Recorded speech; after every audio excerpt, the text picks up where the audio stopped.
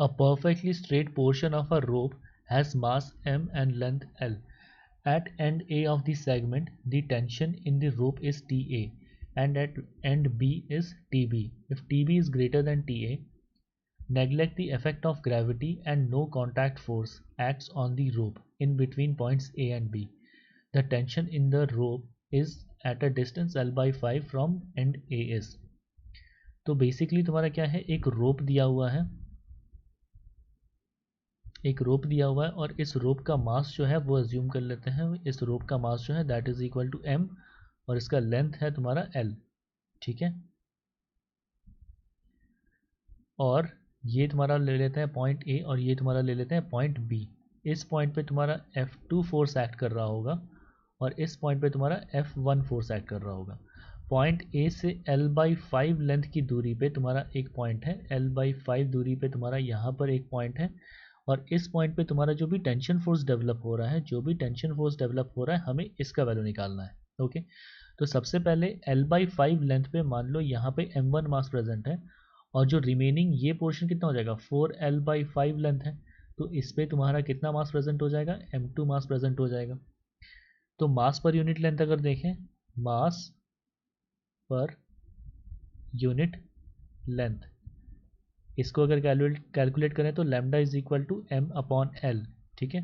तो यहाँ से अगर m1 की वैल्यू निकालें तो m1 is equal to lambda into कितना हो जाएगा, मतलब मास per unit length into L/5, ठीक है। और ऐसे ही m2 will be also equal to lambda into 4L/5, sorry m2 is equal to lambda multiplied by 4L/5, ठीक है।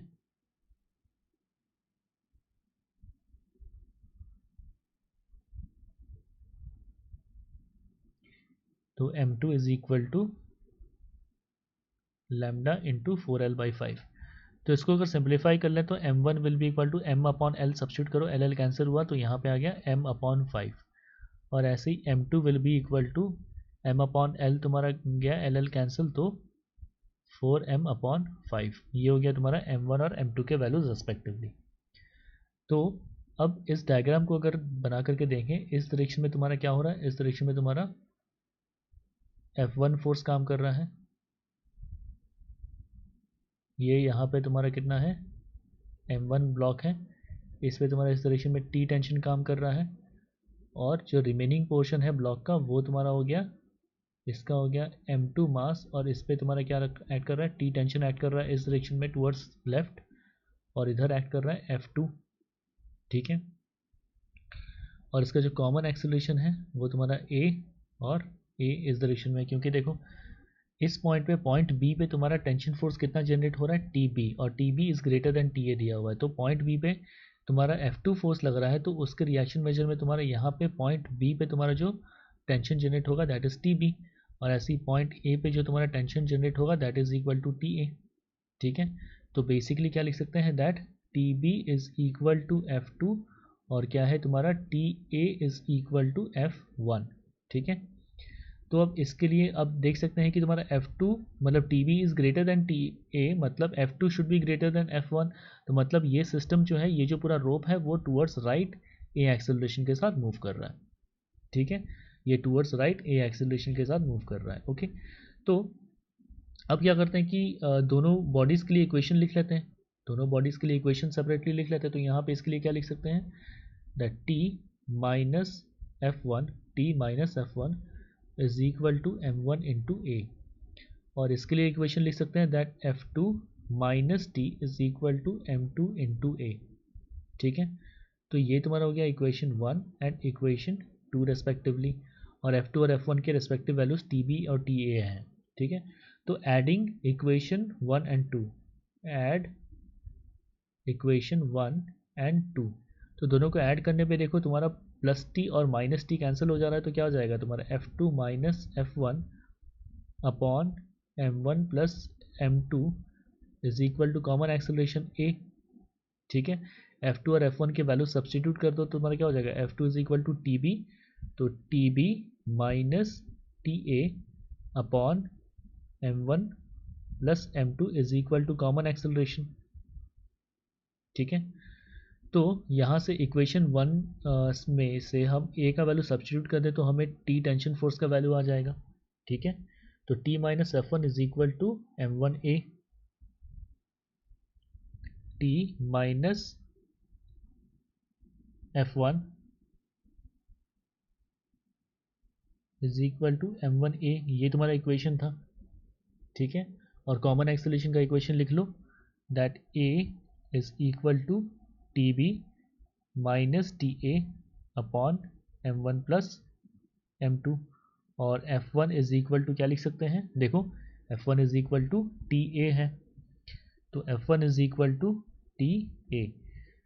तो यहाँ पे अगर सब्स्टिट्यूट कर दें तो क्या लिख सकते हैं, T minus T A is equal to M one into common acceleration का वैल्यू क्या है, T B minus T A upon M one plus M two, मतलब क्या, टोटल मास, ठीक है।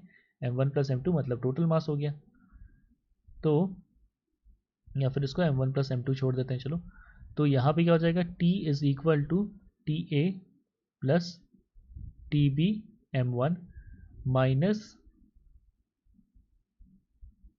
T A M one upon M one plus M to,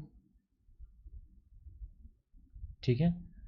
तो यहाँ से अगर इसको सिंप्लीफाई करें, इस इक्वेशन को सिंप्लीफाई कर लो बस, तो T A into M one plus T A into M two plus T B into M one minus T A into M one upon total mass M, ठीक है।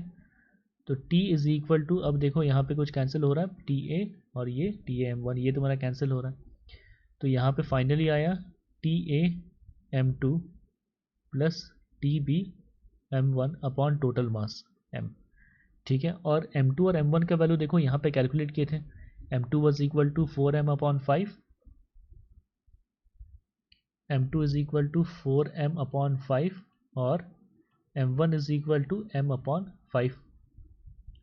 तो ये वैल्यूज अगर सब्स्टिट्यूट कर ले यहाँ पे, तो m2 का वैल्यू 4m अपॉन 5 है, तो यहाँ पे क्या आ जाएगा 4m upon 5 into T A plus T B का वैल्यू तुम्हारा टी बी तुम्हारा ऐसे ही रह जाएगा, T B into M one is equal to m upon 5 upon denominator में क्या है, टोटल मास m। तो t इज इक्वल टू तुम्हारा क्या हो जाएगा, इसको सिंप्लीफाई कर लें तो क्या हो जाएगा 4 into T A plus 4 into T A plus यहाँ पे क्या आ जाएगा T B upon total mass, ठीक है। अच्छा टोटल मास ये तो कैंसिल हो जा रहा है, न्यूमरेटर में देखो m कॉमन होकर ये कैंसिल हो जाएगा, तो डिनोमिनेटर में यहाँ सिर्फ 5 रह जाएगा, ओके। तो this is the answer to this problem, this is the answer to this problem. तो देखो option C is the correct option, option C is the correct option for this problem.